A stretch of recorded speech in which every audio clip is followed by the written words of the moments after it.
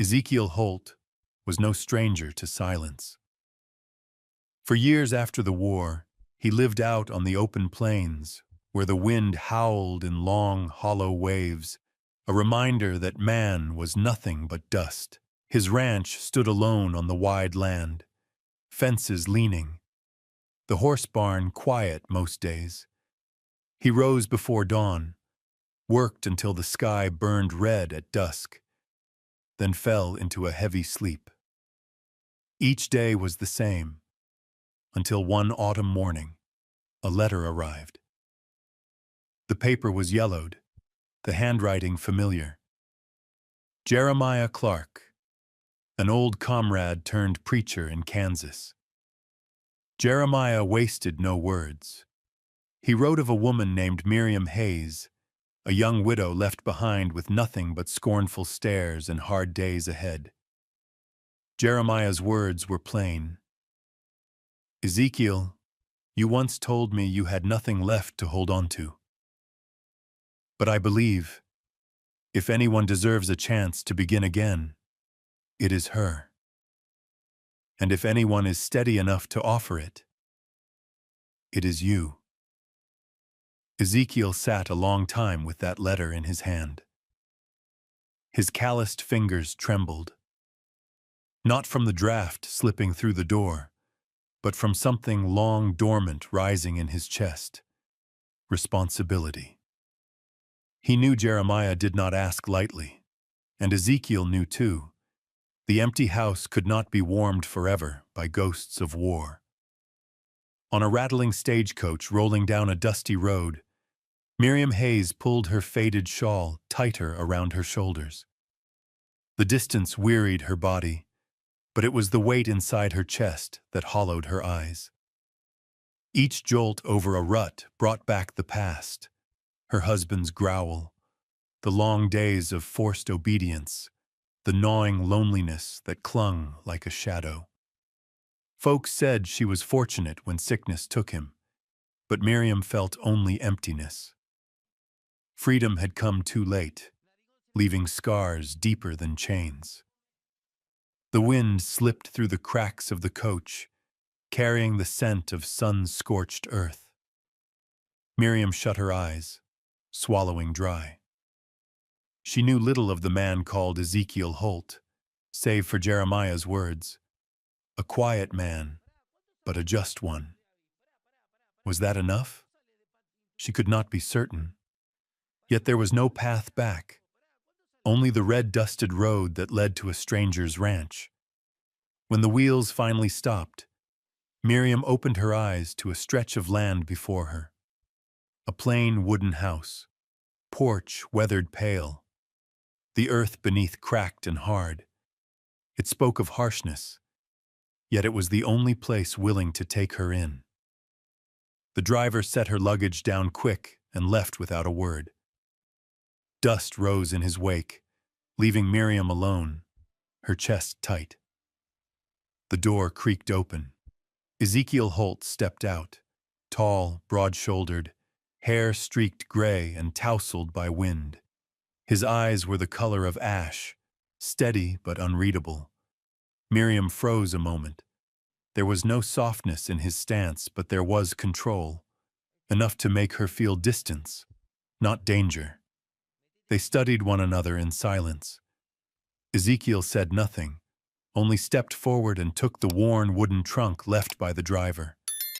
Miriam almost clutched it back, but his rough hand closed firm, as if carrying burdens was second nature. A sudden gust tore across the yard, tugging Miriam's shawl from her shoulders. She stumbled to catch it, and his hand, large, weathered, was there first. Miriam placed her smaller hand in his, only to steady herself, yet the moment rooted them both. Skin touched skin. One hand, once marked by cruelty, now trembled at a touch absent of threat. One hand, long used to steel and cold, was startled to find warmth still alive. Miriam pulled back, heart pounding. Ezekiel shifted half a step away, his gaze breaking. No words passed between them. Only the wind carried through the old fence, scattering dust across the yard. That brief moment, awkward and unspoken, was the beginning of a journey neither of them could have foreseen. The ranch door shut behind them, leaving only wind and dust outside. Miriam stood in the main room, her eyes roaming over a space untouched by any woman's hand. The wooden walls were dull and darkened, the long table scarred with knife marks, a corner stacked with sacks of oats coated in dust. No curtains, no flowers, no sign of a home warmed by family. Ezekiel set her trunk on the floor, the thud echoing in the empty room. He turned, his hand motioning down the hall. "Mother's room," his voice rasped, short and flat.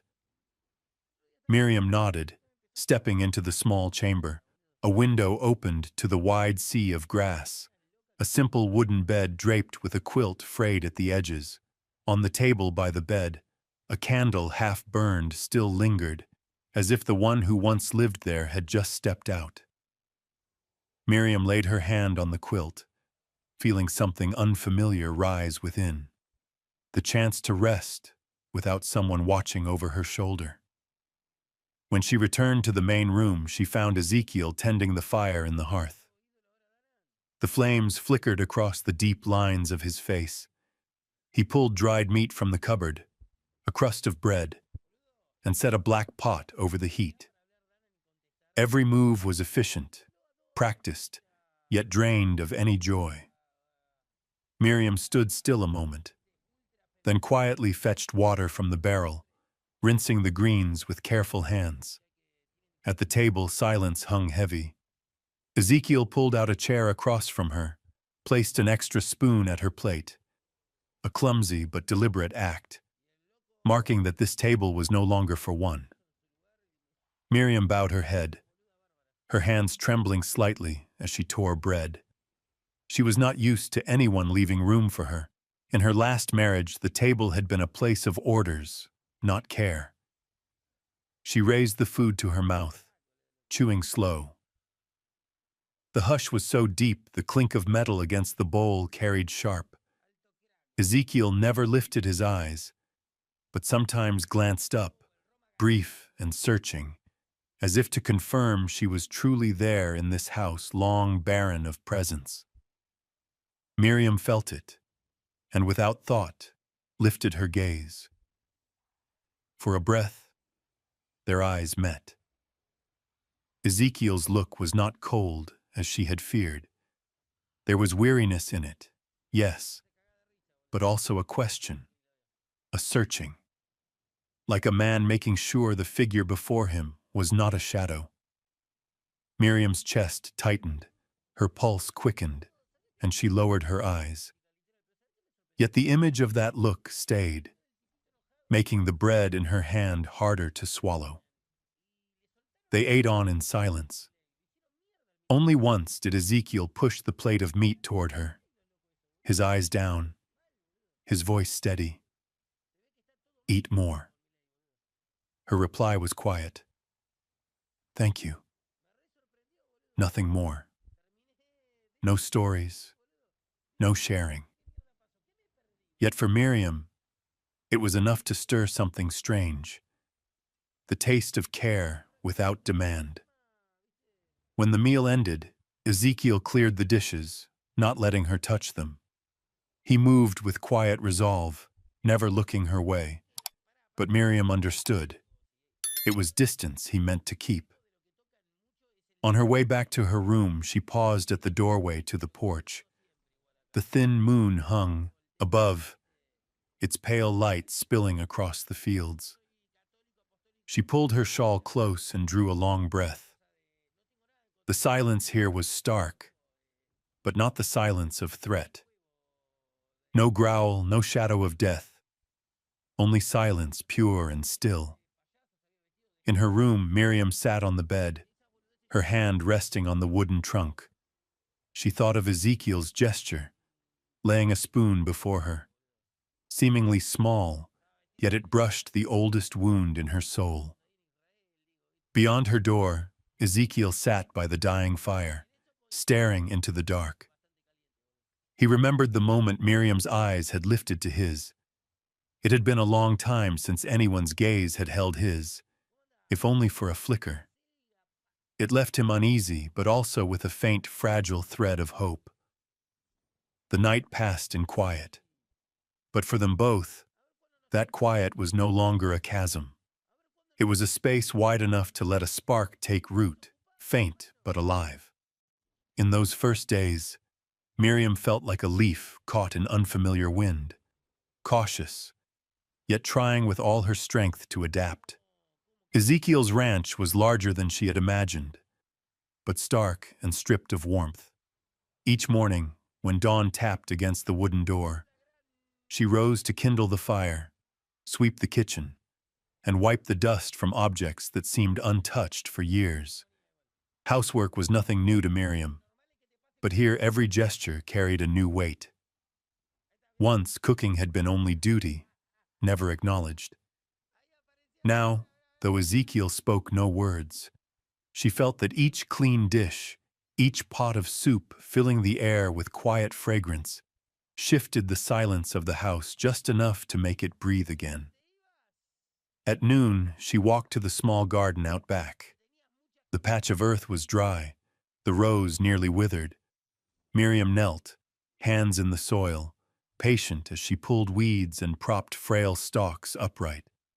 Sweat beaded on her brow, yet what she felt was rare comfort, the chance to tend something with her own hands, planting even the smallest hope. Ezekiel often watched from a distance.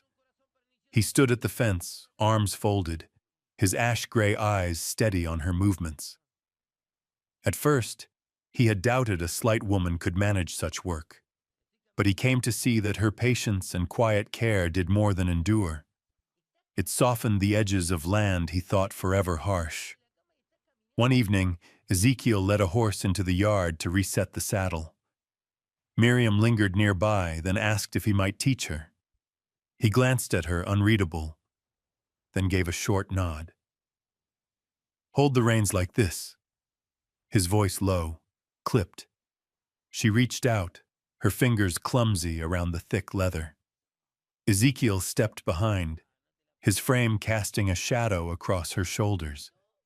He guided the strap with his hand, his rough palm brushing hers. Miriam startled, the reins slipping from her grasp, striking the hard ground with a sharp snap. Her heart pounded, breath unsteady. Ezekiel paused too, his hand suspended in the air. Their eyes locked, caught in a thread neither could shake.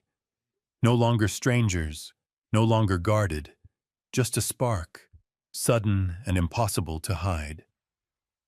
Miriam bent quickly to recover the reins, heat rising to her face. Ezekiel cleared his throat and stepped back, gaze turning outward. No words followed, yet the air between them had changed. Later that evening, Miriam brought a basket of vegetables from the garden. As she washed each stem at the basin, Ezekiel stood in the doorway, his eyes lingering on her hands, stained with earth, gentle in their work. He remembered how they had brushed his own, small yet warm, trembling yet strong enough to make him hesitate to let go. Night fell. The ranch sank into silence. Miriam sat by her window, staring into the dark sweep of prairie. The crescent moon hung above, wind stirring the curtains softly. She pressed her hand to her chest, still unsettled from the afternoon. How could a touch so brief unsettle her so deeply? Perhaps because it had been so long since touch meant anything but fear. In the other room, Ezekiel too lay sleepless. He sat before the fading coals, staring at the last flicker. He saw again the moment Miriam's eyes had lifted to his, hesitant, yet speaking a truth she could not voice. He shook his head, as if to drive it away, but he could not deny it. Her presence had begun to shift the rhythm of his silence. The next morning, When Miriam stepped onto the porch with a bucket in her hands, Ezekiel was waiting. He reached out, his voice plain. "Let me." She froze, then nodded softly. As the weight left her arms, her shoulders lightened, but her heart grew heavy with something else. The realization she no longer bore everything alone. It was a small gesture, nothing more. Yet Miriam knew it was from such small beginnings that an unseen bond was quietly taking root. Slow, silent, but steady. The storm struck without warning, as though the Wyoming sky had chosen that moment to unleash all its fury. The wind wailed across the plains, lashing the wooden walls like a whip of ice. Snow thickened until only a few steps away. Nothing could be seen but a shroud of white. Ezekiel drove the stock into the barn, secured the shutters, and dropped the heavy bar across the main door. "No one goes out until it passes," he said, voice even but heavy. Miriam nodded, pulling her worn shawl close, listening to the storm's cry seep through the cracks. Inside, only the fire held back the cold. Miriam sat near the hearth, hands folded in her lap, eyes fixed on the flames as though searching for a harbor for her restless heart. Ezekiel sat across, his shadow long against the wall, as silent as a living monument. For a long while neither spoke. Only the crack of wood and the howling wind filled the space between them. Miriam knew without the storm, Ezekiel would have found some task to busy himself, keeping distance. But now, there was no escape. She drew breath, her voice low, nearly swallowed by the fire. "Once, I thought I'd never sit by a fire with a man again." Ezekiel lifted his eyes, gray as ash, faintly stirred. Miriam went on. "My husband is gone. But for years, I didn't truly have a husband. Only a man who treated me like a possession. I learned silence. I learned how to leave no trace. He never struck my face, only the places no one would see. He called it teaching. I called it survival." The room seemed to tighten under the weight of the truth. Miriam pressed her lips together, waiting for pity, for a sigh, for something that would reduce her story to shame. But Ezekiel only sat still, his hand tightening on his knee. Then he said quietly, "I know what it is to be taught, in another way." He turned his gaze to the fire, his voice low as the faraway wind. "At war, I held a rifle at 18, a boy soldier, thinking himself a hero. But the things I saw, the things I did, no lash could compare. Nights still come with screams, men I shot, friends and enemies both. When the war ended, I came home, but the silence of these plains never drowned the gunfire in my head." He stopped, his hands clasped tight, as though to steady their tremor. Miriam studied him, seeing in his eyes not only hardness, but fractures cut deep, never healed. "Perhaps," she whispered, "we both carry wounds no one can see." Ezekiel looked up. His eyes met hers, not the guarded glance of days past, but recognition, as if two wanderers had found each other's tracks on the same road. The fire snapped, throwing gold across their faces.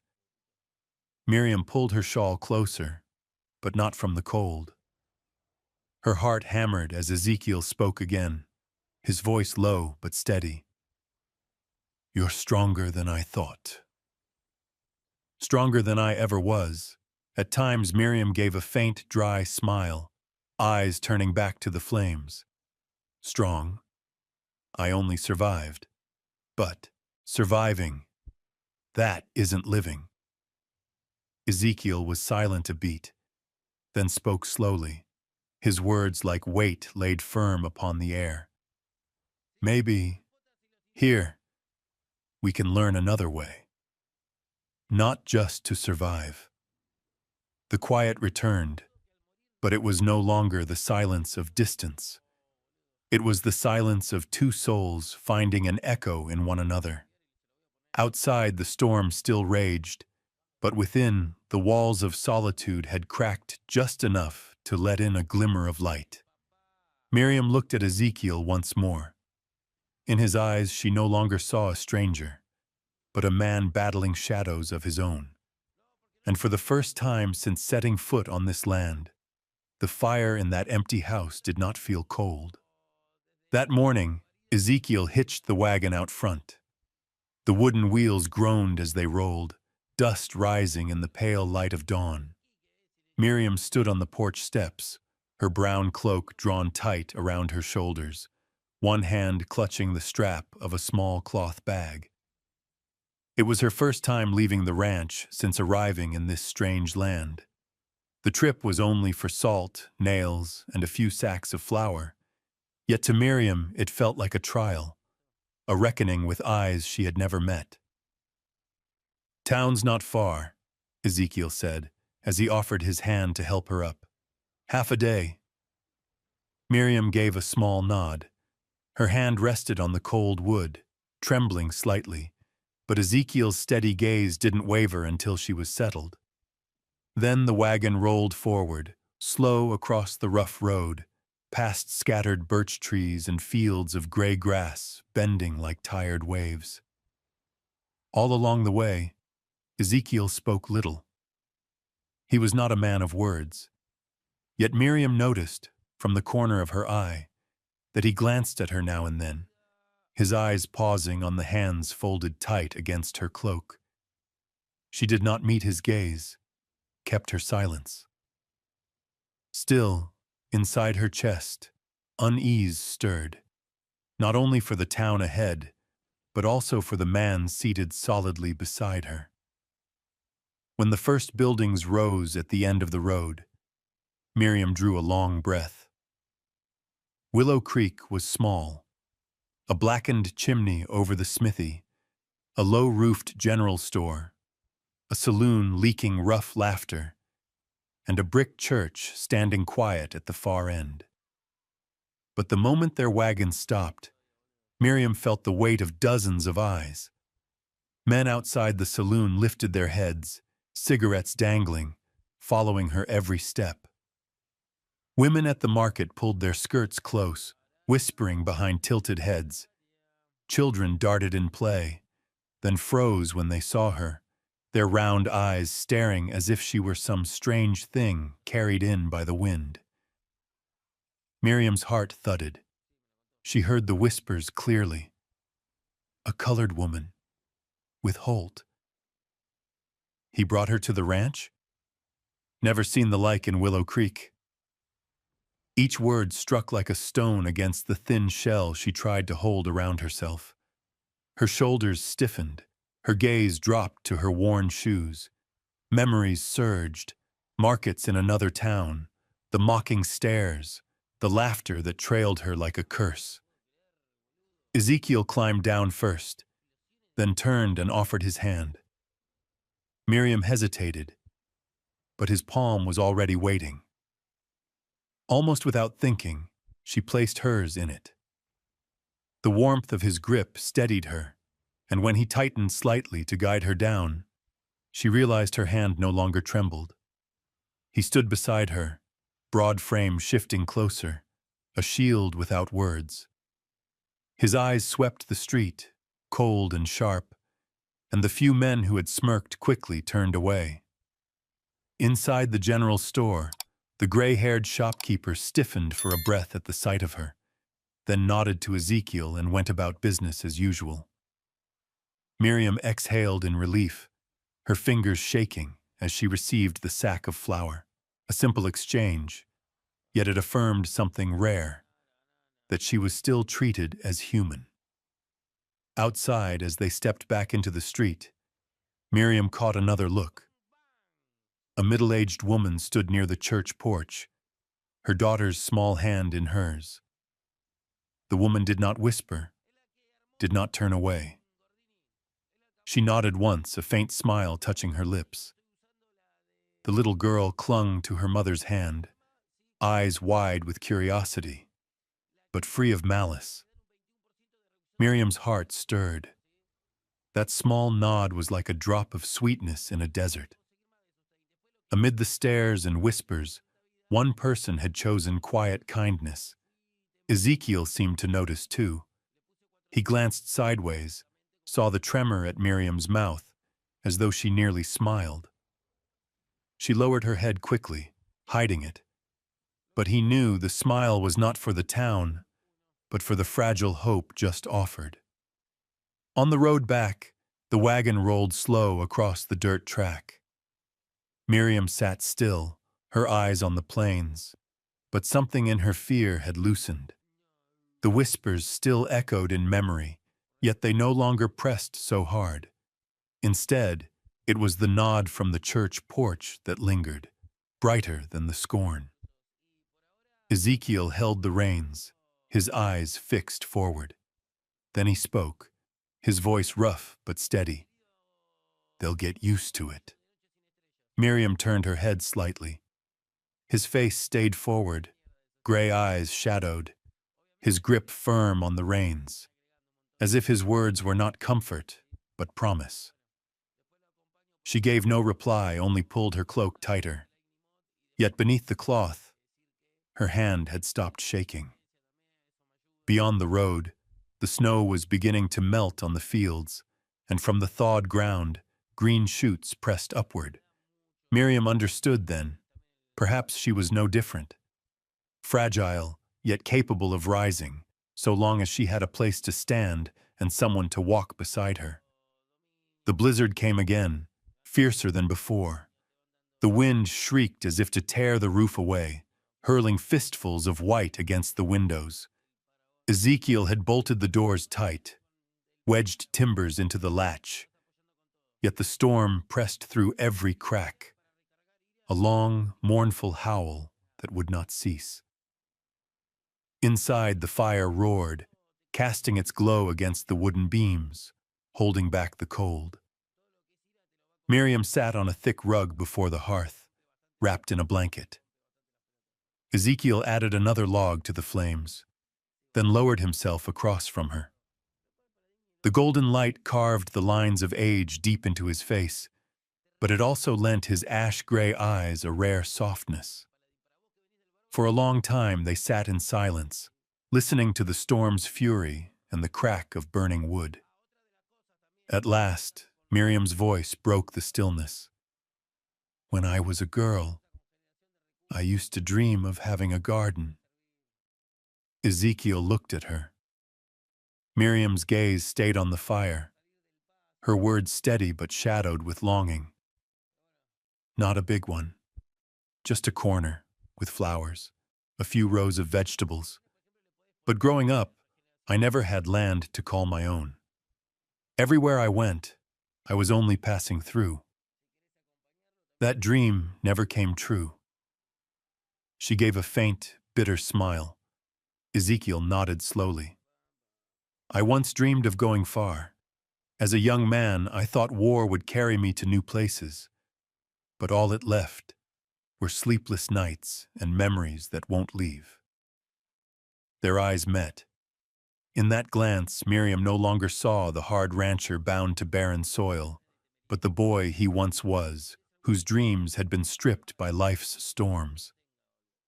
The room sank into stillness again. Miriam pulled the blanket closer, then breathed out softly. "I've never felt safe in a man's arms." Not once Ezekiel stilled. Her confession cut through his defenses like a blade of truth. He stared at his own hands, calloused, scarred, hands that had held rifles and caused hurt. Then his voice came low and rough. "Miriam, if you'll allow me, I'd like to change that." She turned, her dark eyes wide. Outside, the wind roared, but inside, the silence of waiting was stronger. Her heart pounded, and then she gave the smallest nod, fragile yet firm. Ezekiel shifted closer, his hand reaching out, hesitant as if afraid to break her. His palm trembled when it touched hers. Miriam flinched, but did not withdraw. Instead, she let him hold her.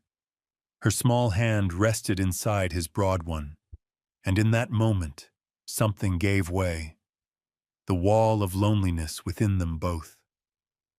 Ezekiel pulled the blanket higher and wrapped his arm around her. Miriam leaned her head against his chest, hearing the strong, steady thrum of his heart, a drumbeat steadying the storm. His breath warmed her hair, and for the first time she felt protected, not out of duty, but out of choice. They stayed that way for a long time, letting the storm rage. The firelight cast their joined shadows against the wall, two forms pressed close, inseparable. Miriam closed her eyes and whispered, so softly it might have been lost in the wind.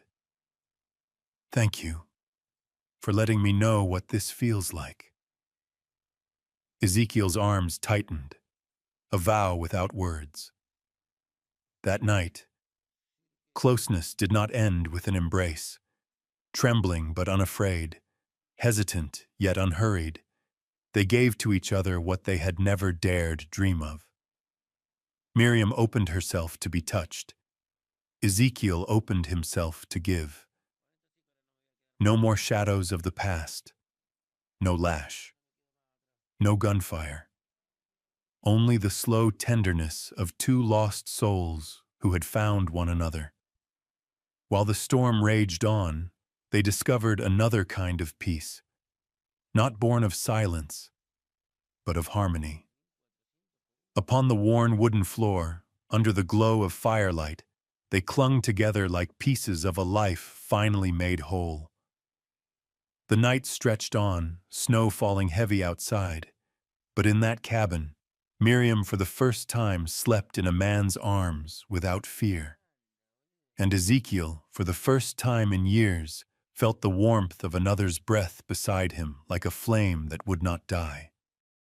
The first light of day slipped through the cracks of the window, falling across the worn wooden floor. The storm's howl had faded, leaving only a faint whistle against the eaves. Miriam opened her eyes and found herself still within Ezekiel's arms, his warmth wrapped around her, his steady breath close at her ear. She closed her eyes again for a heartbeat, needing to be sure this was not a dream. For the first time in years, she did not wake in dread. No angry gaze, no heavy voice barking orders, only stillness, and the solid arm around her as if to say the storm had stayed outside. Ezekiel stirred. He opened his eyes and realized his hand lay across a woman's shoulder. A man long accustomed to solitude, now unsettled by the discovery. Yet he did not draw back. Miriam turned toward him, her dark eyes shining in the soft morning light, as if sharing a secret just revealed. They said nothing, only looked at one another. Miriam lowered her face, her lips curving in a fragile smile. Ezekiel gave a small nod, his gaze gentle, softer than it had ever been. She rose, blanket draped around her, hair spilling loose across her shoulders. Ezekiel moved to stoke the fire, his motions slow, awkward, like a man doing something unfamiliar for another's sake. Flames leapt again, chasing away the last chill of the night. At the table, he poured coffee. The hiss of hot liquid filling the tin cup sounded plain but comforting. He set it before her, steam curling upward. "Thank you," she murmured, voice rough with weariness, yet warm in a way new to him. He nodded, eyes averted, though the corner of his mouth lifted faintly. A clumsy smile, fleeting as first light, but enough to ease Miriam's heart. They sat across the table in silence. Miriam sipped, the bitterness giving way to a subtle sweetness that lingered on her tongue, the warmth spreading through her chest like the memory of his arms. When she set the cup down, her hand brushed his resting nearby. Both paused, aware, yet neither pulled away. Ezekiel turned his palm, laying it gently atop hers. No pressure, no claim, just touch. And in that touch was more than any spoken vow. Miriam lifted her gaze and found his eyes, no longer shadowed, but lit with a quiet trembling, like a man learning trust for the first time. They shared breakfast, bread, cheese, small, unremarkable things. Yet Ezekiel nudged the crumbs her way, a small, awkward care. When Miriam's soft laugh slipped free, he shifted in unease but could not hide the gentleness in his eyes. Later, she stepped onto the porch, cloak pulled tight. The prairie lay brilliant beneath the sun, snow glittering like shards of glass. She breathed deep, lungs full of cold, her heart strangely warm. Ezekiel joined her, standing near, not too close yet not apart. He followed her gaze without question, as if he already knew. A light gust stirred her scarf. Ezekiel reached out, adjusting it across her shoulders. The motion was natural, as though he had done it 100 times, though it was their first. Miriam tilted her head slightly, receiving the care, and whispered, "You've changed, Ezekiel." He was quiet, then answered low, "Maybe. I've only found again what I lost too long ago." That evening, she moved about the kitchen preparing supper, while Ezekiel sat at the table peeling potatoes. Now and then his eyes lingered on her slight figure, not as a guest anymore, not as a shadow of the past, but as a part of the home itself. Night fell. They sat again by the fire, Miriam sewing a worn scarf, Ezekiel carving a small bird from a block of wood. When he placed it in her hands, he muttered, "I'm no craftsman, but I hope you'll keep it." Miriam smiled, her eyes bright in the firelight. In that moment, they both understood. No oath, no grand words were needed. A smile, a touch, a cup of coffee, a rough carving. These were enough to bind two lives once broken. Miriam turned toward the window. The sky stretched clear, the snow shining like silver. A new day had begun, and within her, another dawn had risen. The dawn of a love born quiet, steadfast, and real. That afternoon, the sky turned gray, the wind carrying the chill of lingering snow. Miriam was hanging a blanket on the porch rail when the sound of hooves drifted from the road. A prickle of unease climbed her spine. Ezekiel stepped out from the barn, his eyes narrowing at the dust rising in the distance. A man rode up on a black horse, arrogance in his posture, his long coat flaring with the gusts. When he dismounted, Miriam's chest tightened. She knew that face. Thomas Reed, cousin to her late husband. He had been there at the drunken nights, laughing at her husband's cruelty, tossing sly remarks that made her skin crawl. "Miriam Hayes," he drawled, his gaze sweeping coldly over her. "Heard tell you've set yourself up here, living with some lonely Holt." "Clever. But what about the Reed name? Think you can outrun it?" Miriam stepped back, clutching her cloak. Her throat dried, memories clawing to life, The suffocating rooms, the harsh laughter, the rough hand of her husband. Her knees threatened to buckle. Ezekiel moved forward, placing himself between her and Reed. His eyes darkened, his voice low and coarse. She has nothing to do with the Reeds. Leave, Thomas spat, his laugh sharp. And you think your word carries weight, Holt? A black widow living on this land. Sooner or later, she'll pay. I came not just to claim, but to remind her. She'll never be free. Miriam shuddered, chains she thought broken tightening again around her throat. In that moment, Ezekiel drew his revolver. The motion was swift, steady, the barrel leveled at Thomas's chest. The wind seemed to hush, time freezing. His voice cut through, cold as steel. This is the last time I'll say it. Ride out, before your horse carries you home dead. Thomas swallowed hard, fury flickering in his eyes. For a moment, he measured the man before him, then spat on the dirt and swung back into the saddle. Wait and see, Holt. Her past will catch her yet. He kicked the horse, leaving a trail of dust behind. Silence dropped heavy. Ezekiel lowered the gun, his shoulders easing as the danger passed. He turned, saw Miriam clinging to the porch post, her face pale, her body trembling. Miriam, he said softly. She shook her head, stepping back. He's right. I thought I was free, but that shadow still owns me. Ezekiel stepped closer, but she retreated further, fear burning in her eyes as though a single touch might drag her back into hell. He gripped the gun, then slid it back into its holster. His voice came low, steady. He won't return. Not while I'm here, Miriam looked at him, lips trembling, but fear still clouded her gaze. She turned, fled inside, the slam of her door echoing through the hall. Ezekiel stood on the porch, listening to her hurried steps, the sound striking him deeper than any bullet.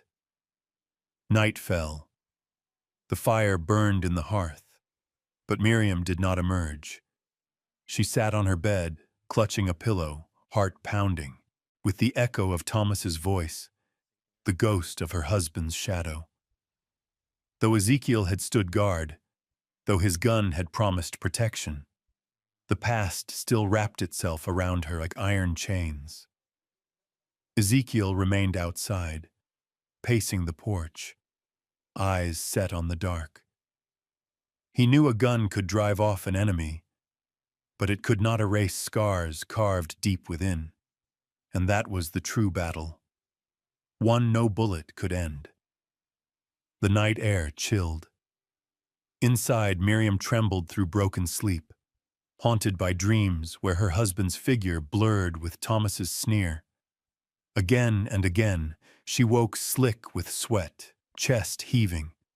Each time she heard the heavy steps of Ezekiel outside her door, back and forth, a silent vigil.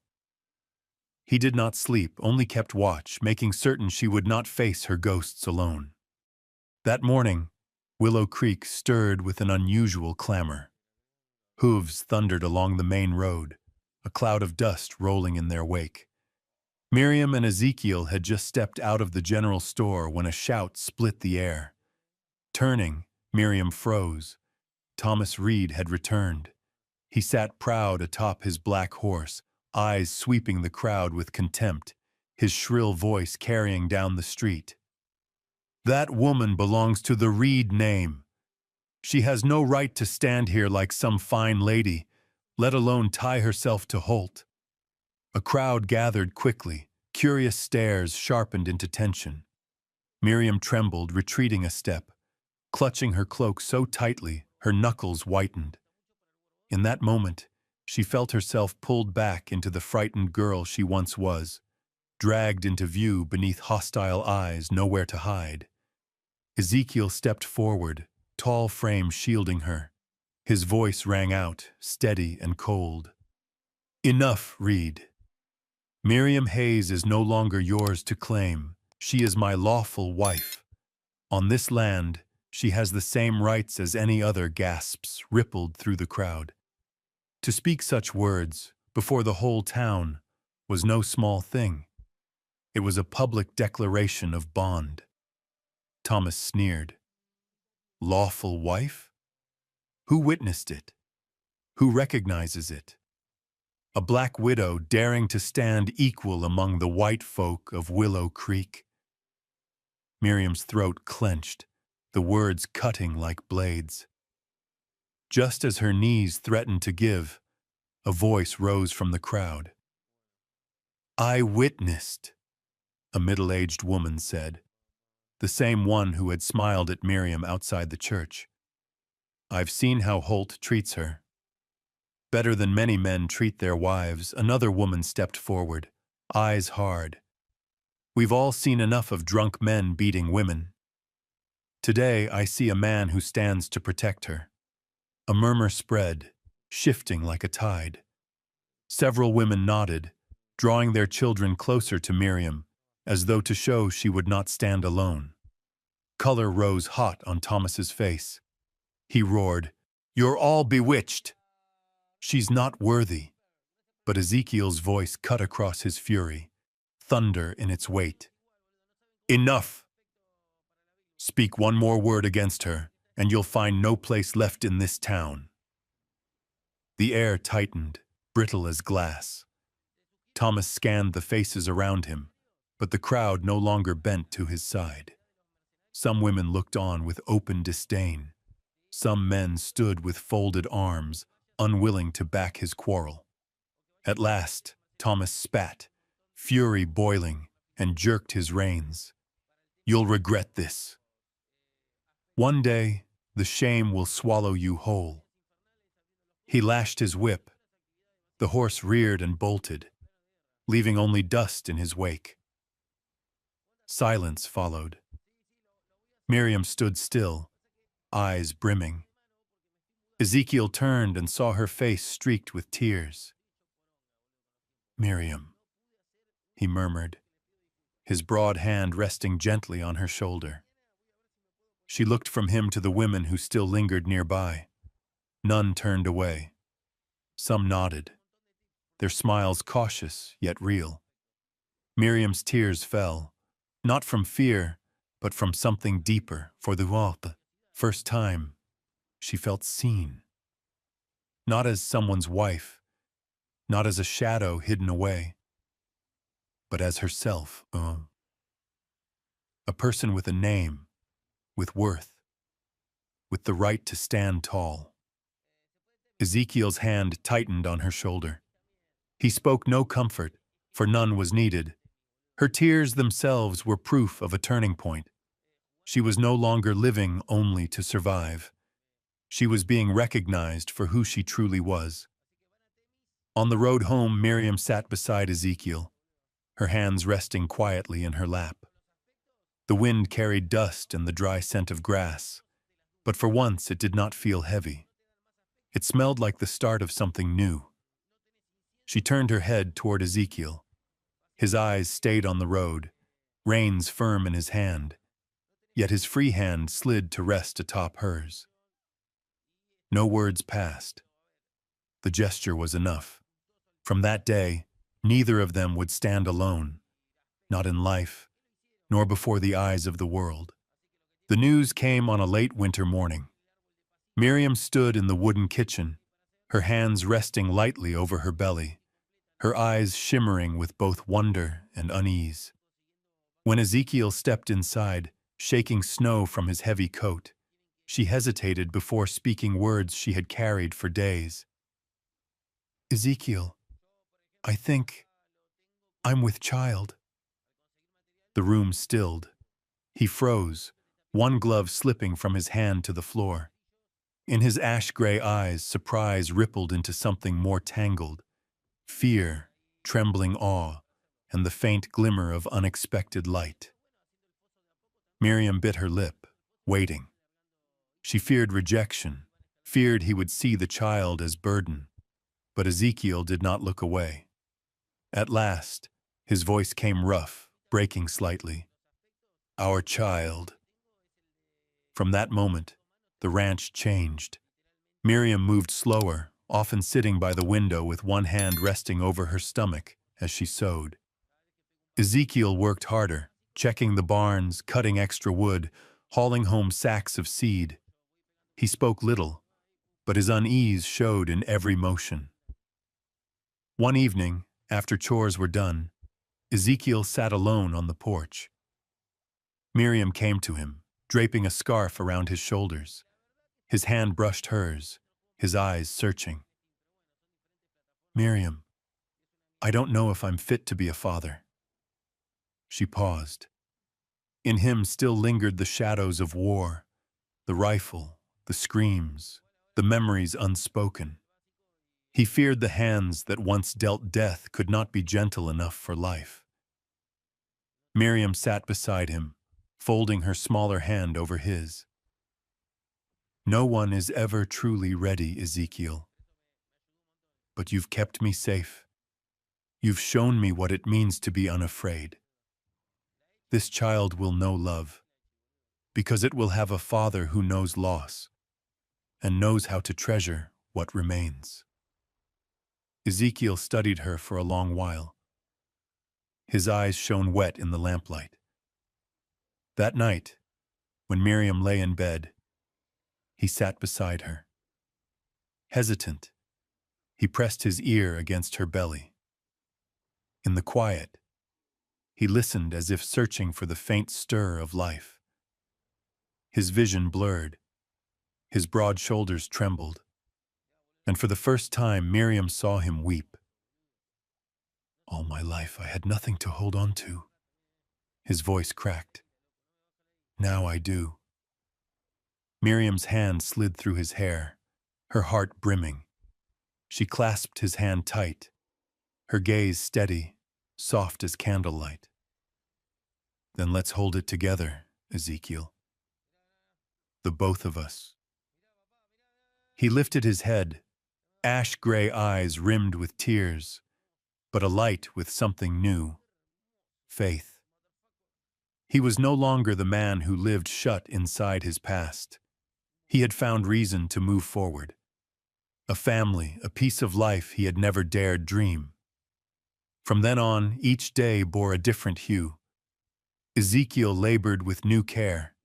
Each swing of axe and lift of plow made for the home soon to cradle another. Miriam planted seeds in the thawing garden, sometimes pausing with a quiet smile when she caught him watching from a distance. They needed no grand promises. A hand laid across the table, a scarf adjusted in the evening wind, an embrace before sleep. Such small gestures were enough to weave two broken lives into the fabric of a family, awaiting its fullness. Outside, spring began to stir. Snow melted, streams murmured to life. And within the Holt Ranch, a new heartbeat grew. Proof that the past had closed, and the dawn ahead belonged to all three. The days after winter passed slow, sweet, and heavy. Miriam's belly grew round, and with the joy of waiting came her body's weariness. Each morning she rose with effort, one hand pressed to the wooden wall for support, her breath short. At times, a few steps to the porch left her pausing, hand on her stomach, waiting for her heart to steady. By night, backaches kept her from sleep, and she sat for hours by the window, rubbing her taut belly in quiet comfort. Ezekiel watched with a heart tight as wire.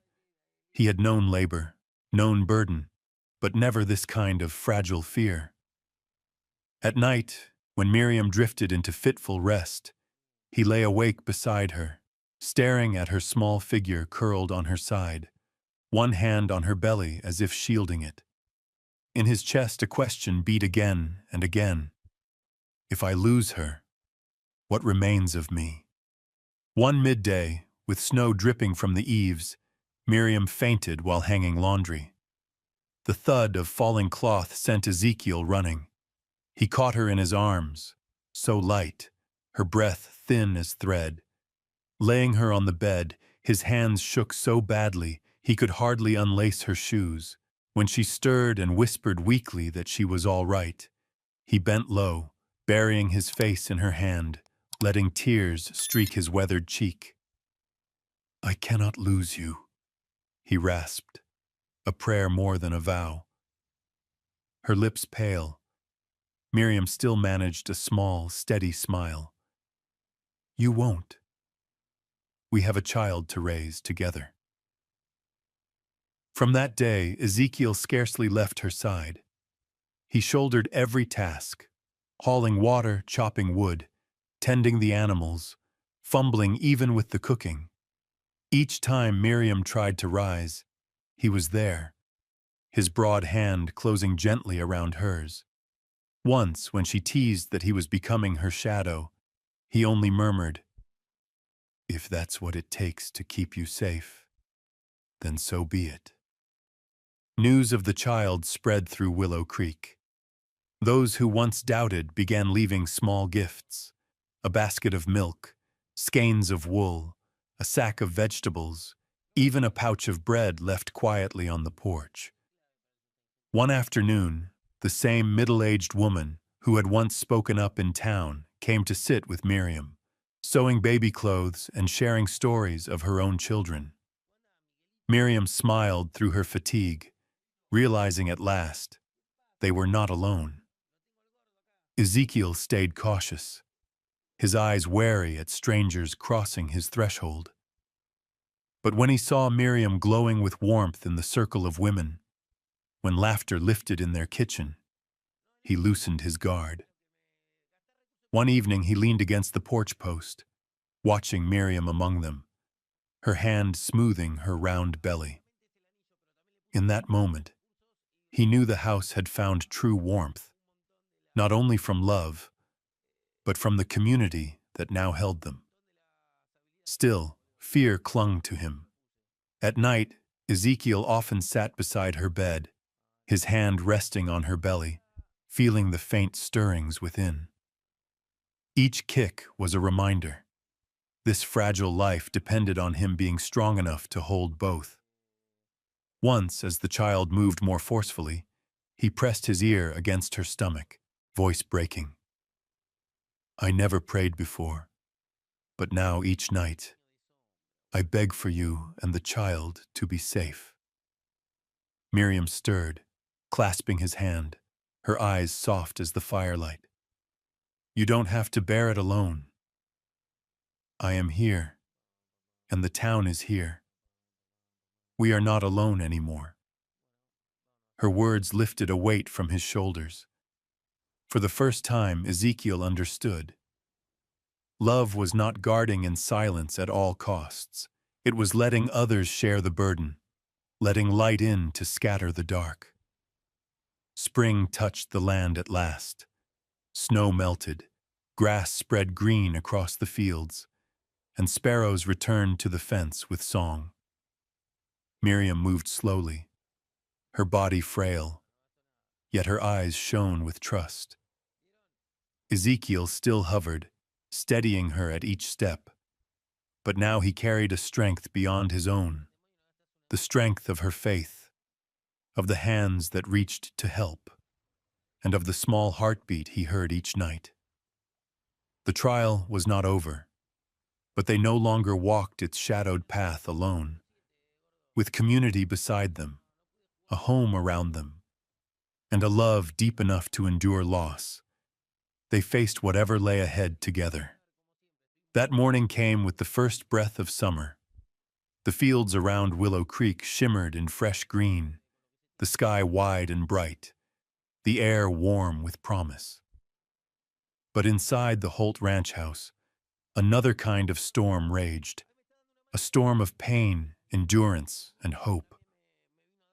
Miriam lay on the bed, her brow drenched in sweat, dark curls plastered to her temple. Her hand gripped the worn quilt as waves of contraction shook her body. Beside her, Ezekiel held fast to her trembling hand, his gray eyes stricken. He had faced war, the sound of rifles and the fall of men, but never this kind of helpless terror, the fight of the woman he loved as she wrestled with life itself to bring forth another. Footsteps rushed on the porch. The women of the town had come, guiding, wiping her brow, offering gentle words. One placed a warm cloth in Ezekiel's hands, urging him to steady her. He obeyed clumsily, careful as if each stroke might decide her fate. Miriam leaned into his chest, hearing the hammering of his heart. Time bent into long minutes. The sun rose higher, light spilling through the small window onto Miriam's pale face. Then, at last, the air broke with a sharp, ringing cry, high and clear, cutting through the heavy silence. Tears streamed down Miriam's cheeks as the small, red child was laid on her chest.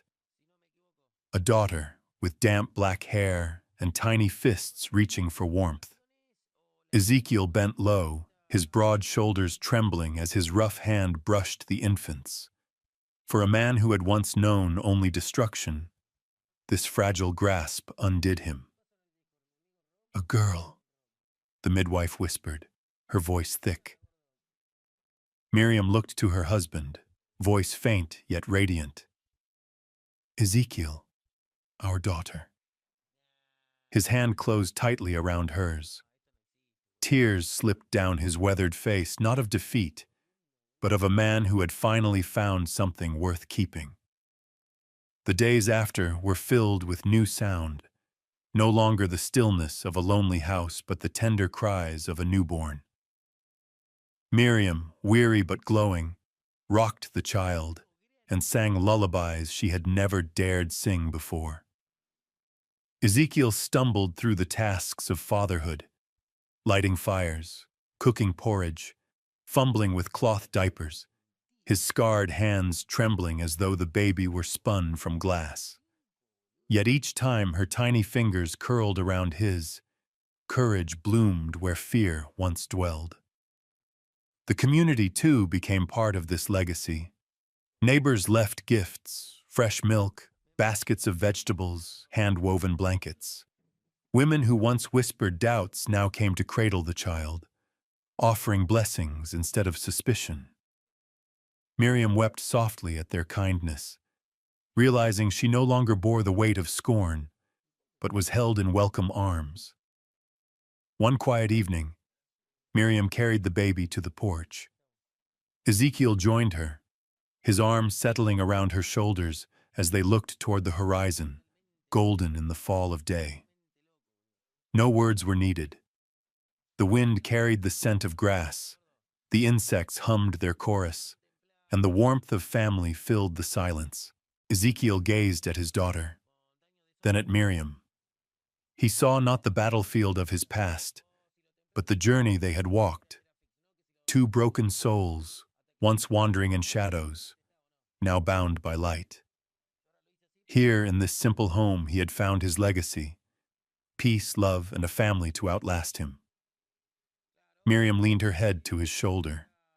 Her voice, faint yet sure, carried in the dusk. Love, even when it comes late, is strong enough to heal every wound. Ezekiel's arm tightened gently. For the first time in years, he did not see the future as a void. Instead, it stretched wide as the prairie before them, an open field glowing with promise. On that weathered porch, with the sun setting and the prairie whispering, 3 lives sat together. Their family was small, but whole. And in the hush of twilight, it was as if the land itself spoke, reminding all who would listen that love, when true, could turn loss into hope and scars into a legacy of healing. Dear friends, the story of Miriam and Ezekiel does not close with the clash of guns or the bitterness of feud, but with the cry of a child and the quiet of a prairie evening. Perhaps that is the dream many of us hold, that after long years, love still arrives, gentle yet strong enough to mend. Does late-found love still carry the power to heal? Share your thoughts with us in the comments. And if this story touched you, please like, subscribe, and ring the bell to continue walking with us through more warm-hearted Wild West love stories.